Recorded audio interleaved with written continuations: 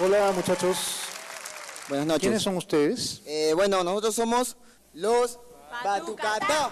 Lo que ustedes hacen es parecido a lo que hace Stomp, a lo que hace Mayumana. Sí. ¿No? Sí. Esa parecido, onda. Parecido. Ok, listo. Vamos a dejar un poco la charla para verlos en acción.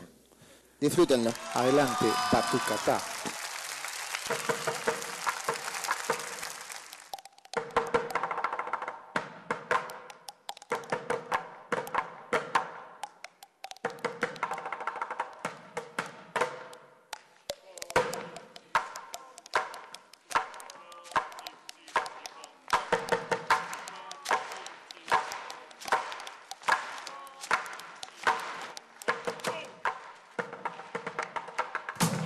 A Beto hay algo que no lo convence.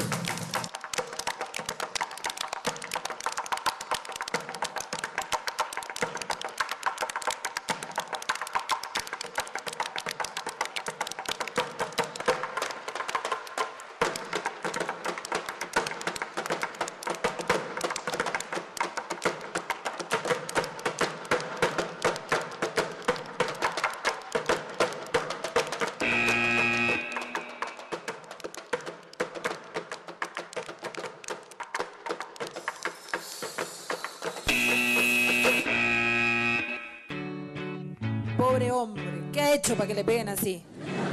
Está todo colorado.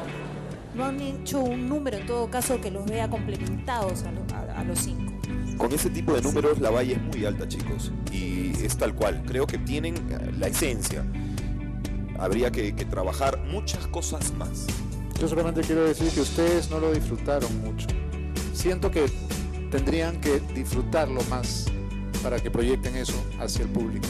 Gracias, chicos. Muchas gracias. Hasta luego.